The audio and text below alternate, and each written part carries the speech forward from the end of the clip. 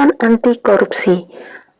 Pada pertemuan hari ini, kita akan belajar tentang materi kalau semua disiplin pasti asik. Adapun tujuan pembelajaran kita hari ini yaitu yang pertama, peserta didik mampu menyebutkan arti disiplin. Yang kedua, peserta didik mampu menyebutkan keuntungan anak yang disiplin. Yang ketiga, peserta didik mampu menyebutkan akibat tidak disiplin. Yang keempat, peserta didik mampu menjadi orang yang disiplin. Arti disiplin. Disiplin merupakan perasaan taat dan patuh terhadap nilai-nilai yang dipercaya merupakan tanggung jawabnya. Kondisi ini tercipta dan terbentuk melalui proses diri. Kondisi tersebut sudah menyatu dengan dirinya, maka sikap dan perbuatan yang dilakukan tidak dirasakan sebagai beban. Justru sebaliknya, jika dia tidak melakukan hal yang baik, dia akan merasa terbebani. Keuntungan dari disiplin diri. Yang pertama, sebenarnya sedang merencanakan kesuksesan. Yang kedua, membentuk diri, memiliki pribadi yang unggul. Yang ketiga, menjadi pribadi yang seimbang dan dapat mengontrol diri sendiri untuk mengikuti keinginan pribadi dan orang lain. Yang keempat, akan terhindar dari perbuatan yang tidak benar. Kelima, menjadi kebiasaan-kebiasaan yang baik dan positif. Yang keenam, memberi kenyamanan bagi orang lain. Aspek disiplin. Aspek disiplin ini ada 3 ya, yaitu yang pertama sikap mental, yaitu yang merupakan sikap taat dan tertib. Hal ini sebagai hasil latihan pengendalian pikiran dan pengendalian watak. Yang kedua, pemahaman yang baik mengenai sistem aturan tingkah laku.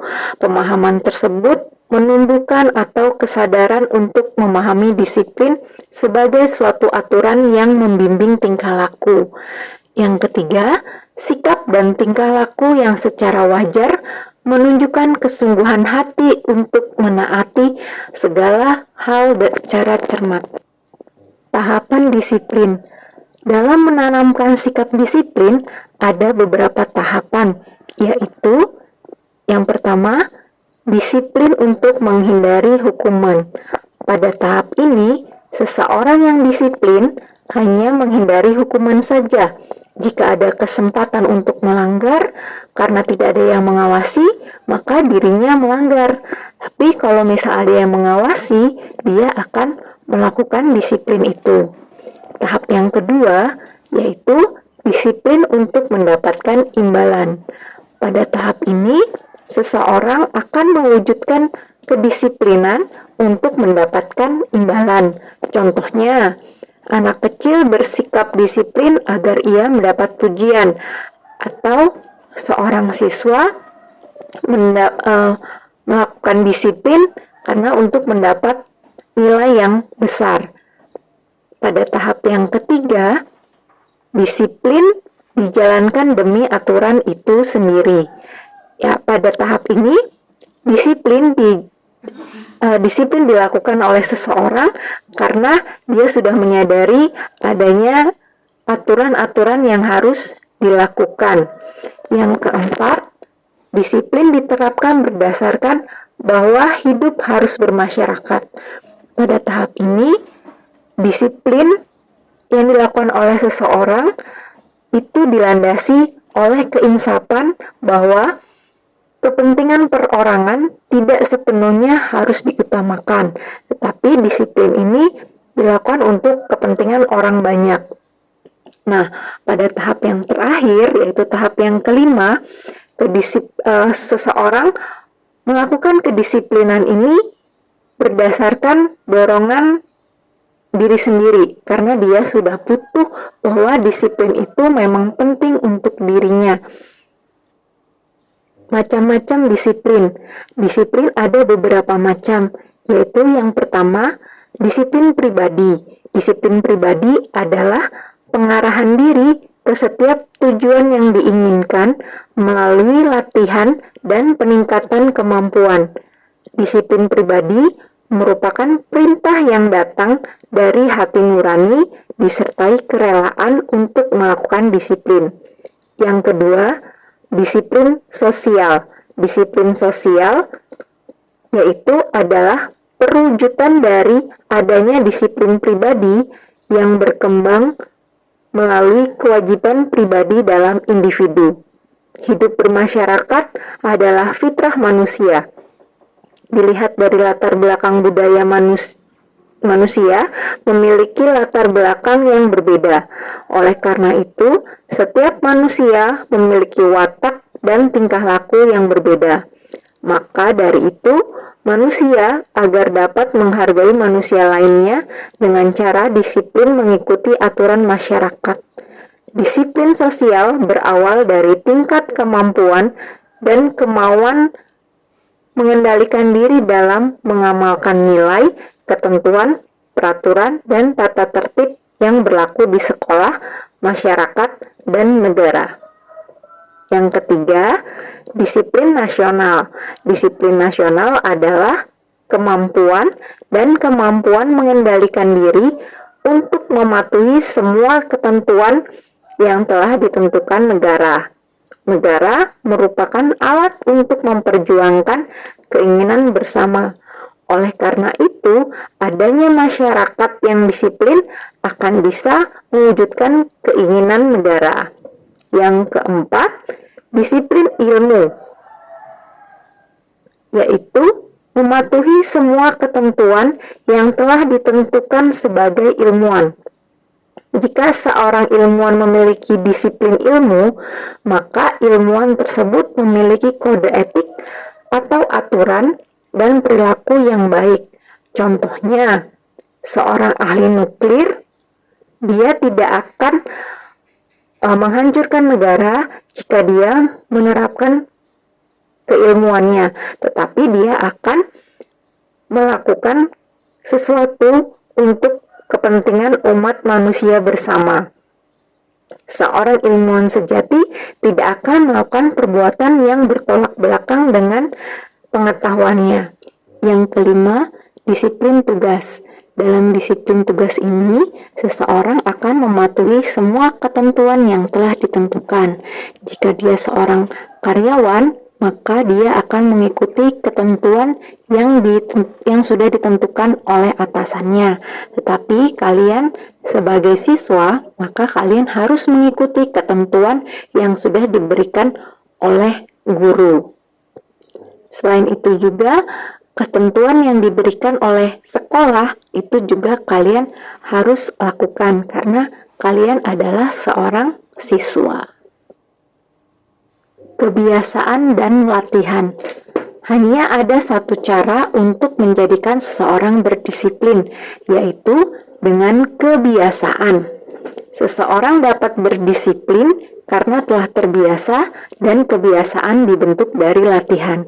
Jadi, setiap orang, termasuk kalian, itu bisa disiplin asalkan kalian melakukan kebiasaan-kebiasaan yang baik dan dengan cara melakukan latihan setiap hari. Karena kedisiplinan itu bukan lahir begitu saja, tetapi dapat terjadi kalau latihan secara teratur dan menjadikan semuanya ini menjadi suatu kebiasaan yang baik.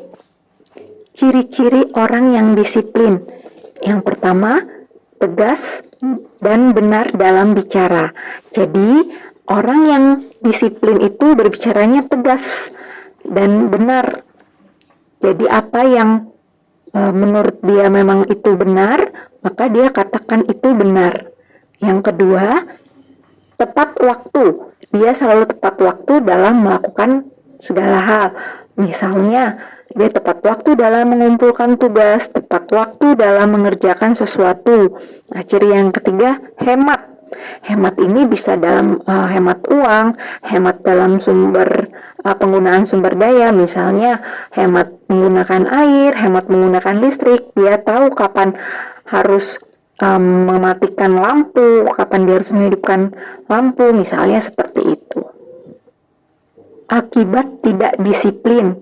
Ketidakdisiplinan bisa berakibat sangat bahaya.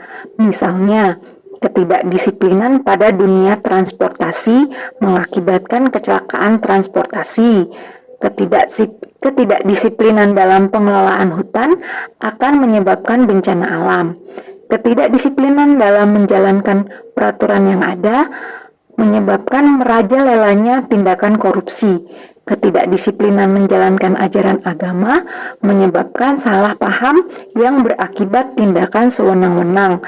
Ketidakdisiplinan dalam mengerjakan tugas sekolah bisa menyebabkan tidak naik kelas atau mendapat hukuman dari guru. Hukuman untuk yang tidak disiplin. Mendengar kata hukuman agak ngeri ya, tapi sebetulnya hukuman itu mengajarkan hal-hal yang tidak boleh dilakukan atau salah. Ada 3 fungsi penting hukuman untuk membentuk tingkah laku, yaitu yang pertama membatasi perilaku. Hukuman memagari terjadinya pengulangan tingkah laku yang salah atau keliru. Contoh, bila seorang anak pernah dihukum untuk suatu kesalahan, maka ia akan berusaha untuk tidak melakukan kesalahan yang sama. Yang kedua, bersifat mendidik. Contohnya, seseorang dapat belajar mengenai salah atau benar melalui hukuman yang dia terima. Jadi misalnya kalau kalian melakukan kesalahan terus dihukum, maka kalian belajar, yang ternyata yang ini salah ya, jadi tidak boleh diulangi lagi, seperti itu. Nah, fungsi yang ketiga yaitu memperkuat dorongan seseorang untuk menghindarkan diri dari tingkah laku yang menyimpang atau yang menyeleweng. Jadi dengan adanya hukuman ini, seseorang itu jadi semakin yakin bahwa dia tidak akan melakukan penyimpangan atau penyelewengan.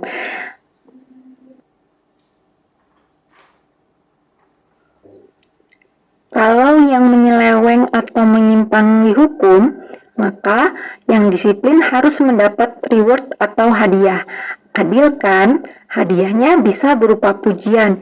Pujian adalah hadiah yang sangat indah, karena pujian itu dapat mengobati luka.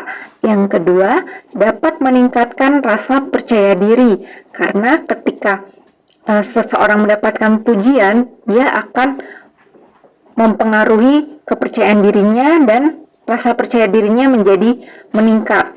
Yang ketiga, penghargaan atas sikap baiknya. Dengan mengucapkan kata pujian, seseorang itu perilakunya akan meningkat.